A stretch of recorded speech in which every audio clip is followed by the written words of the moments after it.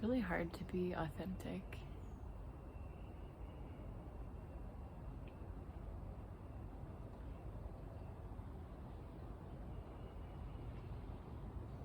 In our world, in our culture, as a human being.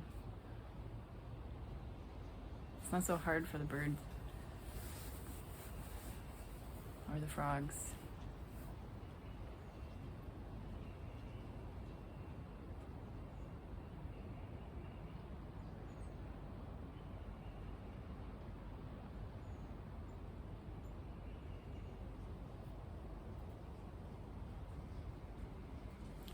Yeah, a lot of this processing here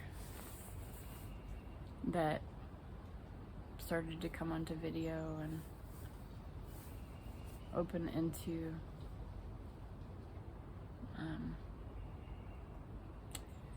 yeah, there's no labels that want to be used right now, but this process that I'm sharing, I guess, has been so personal and so removed from others.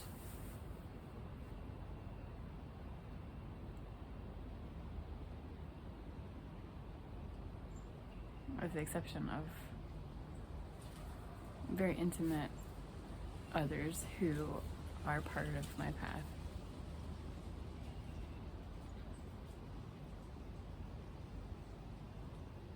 But so much has been opened to and seen and fallen away. The solidity of me, the solidity of separateness, the need to control, belief in the ability to control. And yet, coming into this YouTube world reminds me of so many experiences with technology.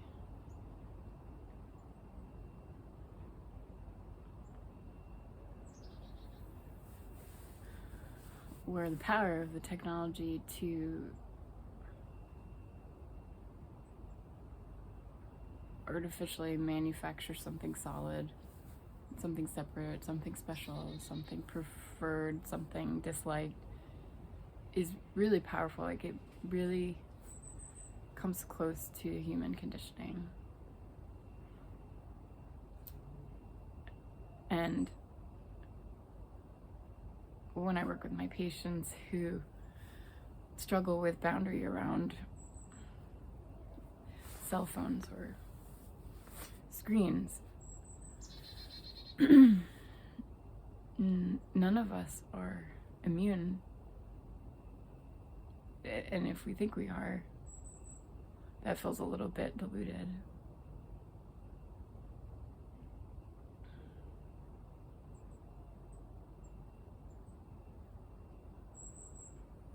In the same way that none of us are immune to the process of identification. It can soften, it can be seen through, it can be taken lightly, and it can continue. And in moments it can continue to trigger very strongly, and that's not a problem. And technology is certainly not a problem.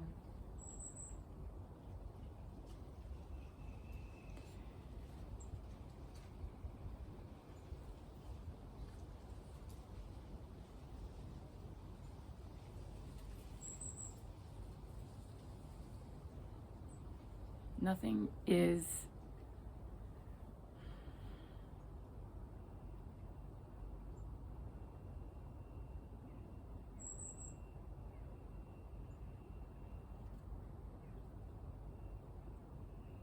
the process of separation doesn't discriminate against anything, including spirituality.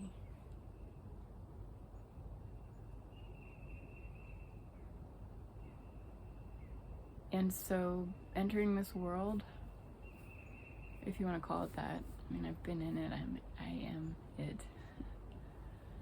But shifting engagement into a certain kind of online world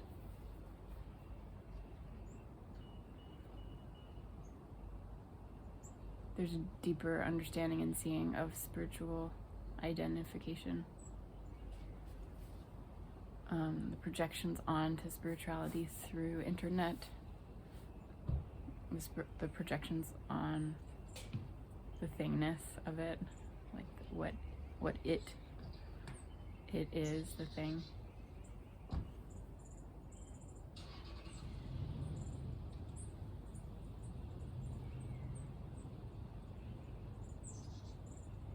This is all kind of vague right now, and it kind of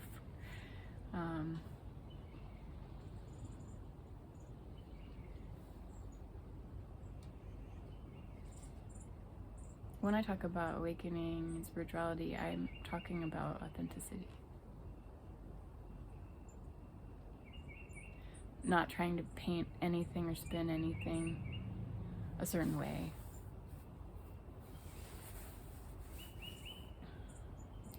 And I'm surprised at how little authenticity I actually see when it's being talked about.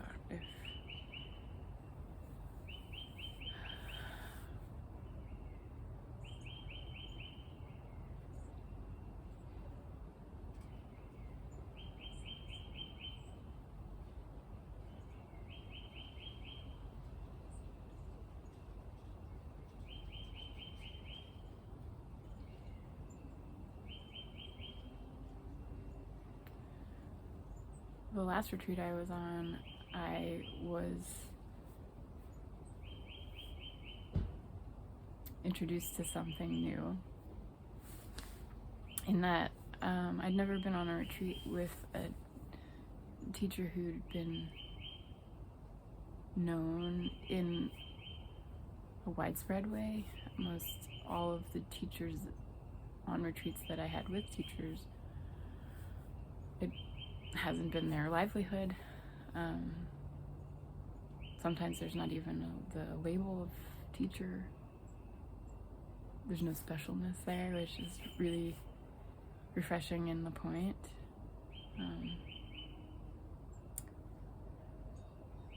And this was new, so going into an atmosphere where there were labels of specialness on certain people,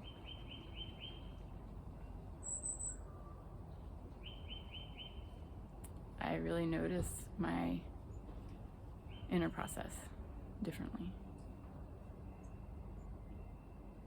And that feels similar to this YouTube phenomenon. Even when we come into a space feeling authentic, feeling aligned, something can pull us. Something can pull the shoulds, the shouldn'ts, I'm not good enough, I need to be more, I need to be less, up over the lens of what we're looking through.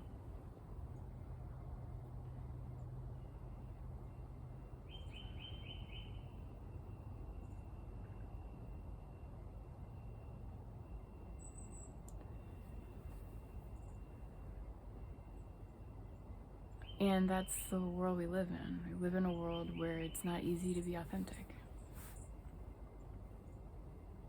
Because everything's trying to other and control and expect and achieve. Every human thing that isn't seen through.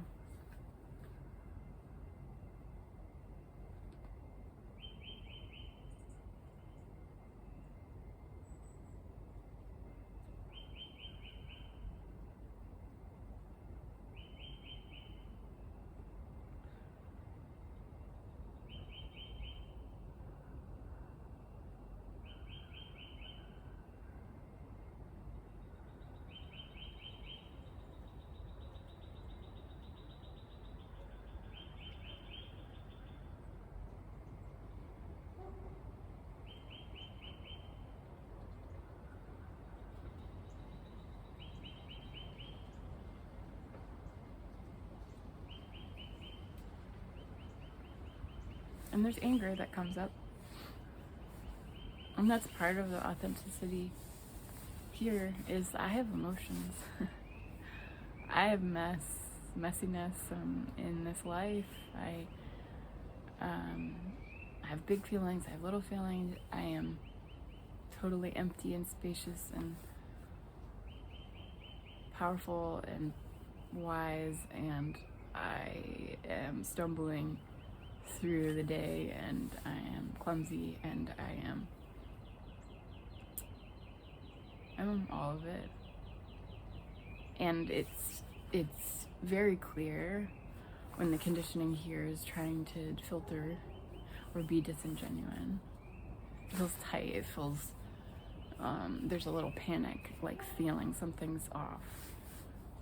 Feels like a little shameful, it feels a little angsty, or maybe even depressed or deflated. But there's an anger here for how difficult it can be to be authentic.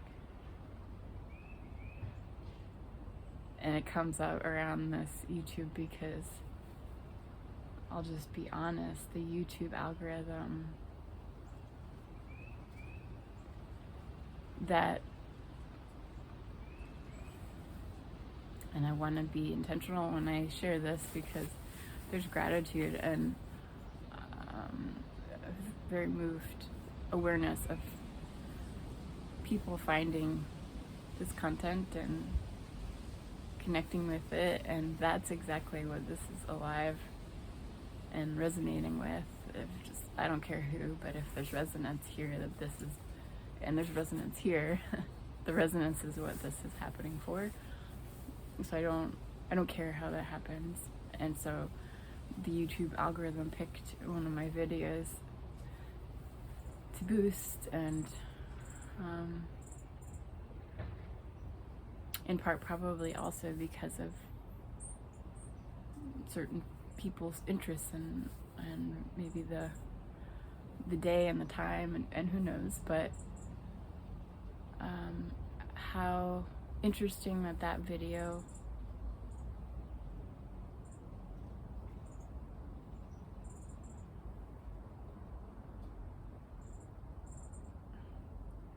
was one of the only videos in the videos that I've made that didn't talk about certain things.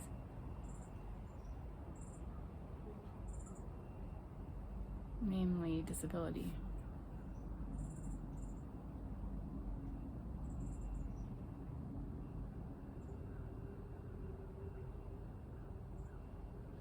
And that video felt very alive for me. And they all do. And so how interesting to see that process of aliveness moving with some discrimination through these algorithms. How interesting to see what YouTube thinks will be special or profitable. They can place ads on, they can, you name it. And so of course there's anger.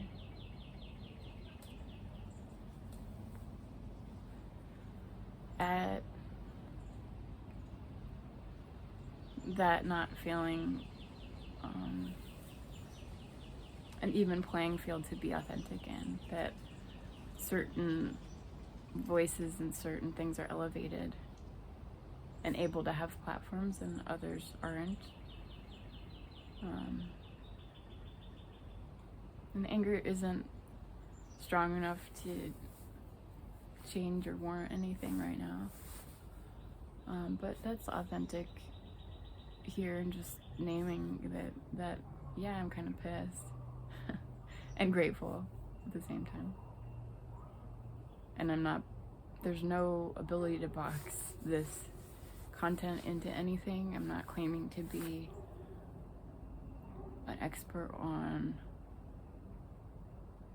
disability, awakening, invisibility, non-duality,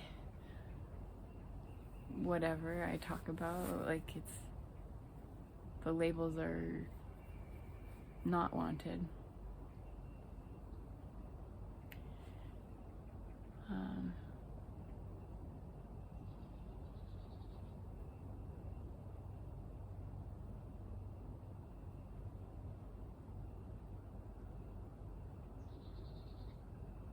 And I'll notice the conditioning here that gets pulled by specialness and this social expectation of success, of achievement, wanting to find the right box to fit into, and then automatically also being repelled, rebelling.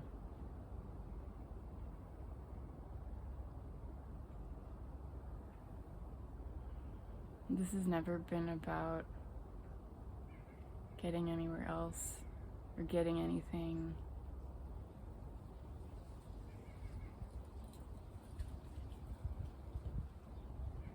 It's always been about authenticity and grappling with how hard historically that has been, and it's very clear in this body, in this moment. Authenticity is very clear, and it is pissed that it's so hard to be authentic in the world we're in, and it's also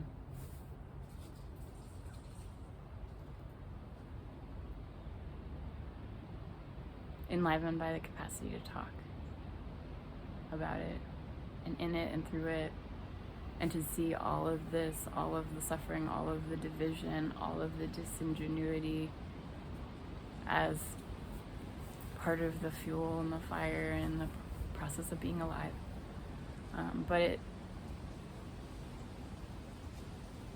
it's really clear how spiritual content, as much as it talks about transcending all of this, is subjected to it. Even mine, even Adyashanti's, even anyone part of this world can be co-opted by separation. And it's okay to feel angry, to be protective of something that is really vitally important, which is our birthright to be authentic, our birthright to be free.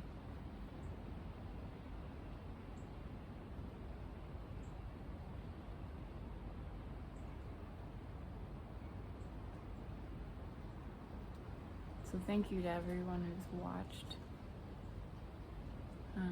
All the opinions that you have or don't have.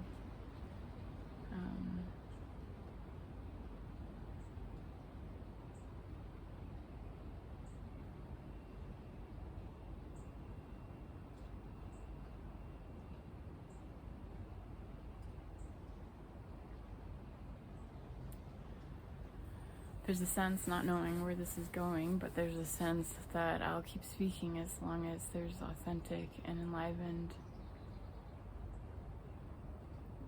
words to come. Maybe our role,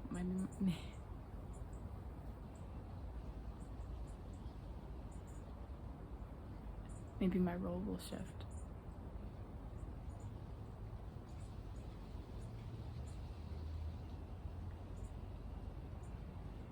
And there's always like this, I think after every video there's this sense of like, that could very well be the last thing I have energy to say.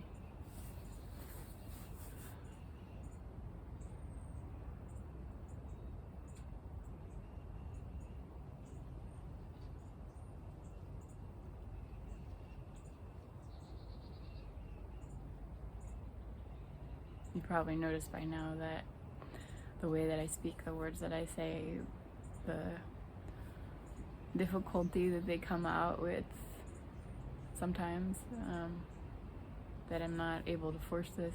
It's either here or it's not.